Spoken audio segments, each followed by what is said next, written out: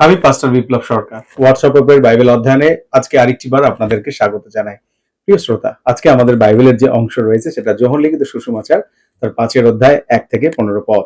এবং আজকের বিশেষ করে যে পদের উপর আমরা টাইটেল দিয়েছি সেটা হলো যিশু তাকে সেখানে শুয়ে থাক দেখে বললেন, তুমি কি সুস্থ হতে চাও? আজকের টাইটেল হলো তুমি কি সুস্থ হতে চাও। বিশেষ করে আমরা যখন এই অংশটা পড়ি, এটা একটা কঠিন এবং দুঃসময়ের মধ্যে একজন ব্যক্তি যিনি 38 বছর ধরে অপেক্ষা করে রয়েছে, এবং যিশু যখন সেই রাস্তা দিয়ে যাচ্ছিলেন সেখানে তিনি এই ব্যক্তিকে দেখে জিজ্ঞাসা করলেন, তুমি কি সুস্থ হতে চাও? একজন ব্যক্তি যিনি 38 বছর ধরে অপেক্ষা করে রয়েছে, সেই ব্যক্তিকে সুস্থ হওয়ার প্রশ্ন যদি জিজ্ঞাসা করা, এই প্রশ্নটা খুব একটা স্বাভাবিক প্রশ্ন নয়। এবং সেই কারণের জন্য সেই ব্যক্তি এটা উত্তর দিলেন না যে তিনি সুস্থ হতে চান কি চান না, কিন্তু তিনি উত্তর দিলেন যে কেন তিনি সুস্থ হতে পারেননি।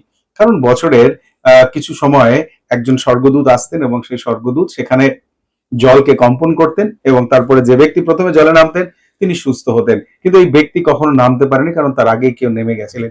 যিশু যখন সেই ব্যক্তিকে জিজ্ঞাসা করলেন, তুমি কি সুস্থ হতে চাও, এটার মানে এটা নয় যে যিশু তার কথা অনুসারে সুস্থ করবেন কি করবেন না।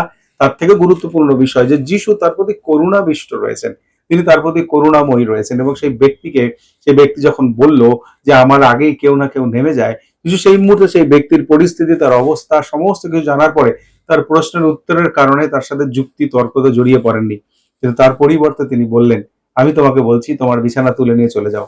এবং সেই ব্যক্তি সুস্থ হয়ে সেখান থেকে চলে যায়। এই ঘটনা থেকে খুব সহজ একটি বিষয় আমি আজকে আপনাদেরকে বলতে চাই। সেই বিষয় হলো প্রভু যীশু খ্রিস্ট আমাদের সর্ব পরিস্থিতি, সর্ব বিষয় তিনি জানেন, এবং তিনি প্রত্যাশিত হন যে কঠিন পরিস্থিতিতেও যেন আমরা তার দিকে তাকিয়ে বিশ্বাস করতে পারি যে তিনি সম্ভবপর একজন ব্যক্তি, তিনি আমার ঈশ্বর, যিনি আমাকে এই পরিস্থিতি থেকে রক্ষা করতে পারে। তাই যখন আমরা তার উপরে বিশ্বাস স্থাপন করি, যখন আমরা তার উপরে আস্থা রাখি, তখন তিনি আমাদের জন্য যেরকম প্রশ্ন তিনি এখানে করেছিলেন, তুমি কি সুস্থ হতে চাও, তুমি কি রক্ষা পেতে চাও, এবং তার পরিপ্রেক্ষিতে আমাদের উত্তর যেন হয়, প্রভু তুমি আমাকে এই পরিস্থিতি থেকে রক্ষা করো।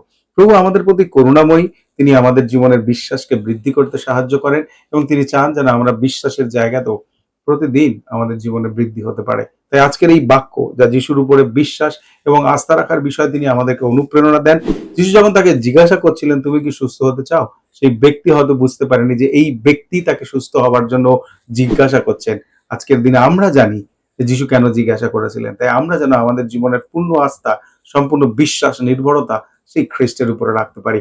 তো যখন আজকে আমরা প্রার্থনা করি, আমরা তার কাছে প্রার্থনা করি, প্রভু তোমার প্রতি বিশ্বাস, দৃঢ় প্রত্যয় এবং সম্পূর্ণভাবে নির্ভর করতে তুমি আমাদেরকে অনুপ্রেরণা দাও। তোমার বিশ্বাস রাখতে তুমি আমাদেরকে সাহায্য করো।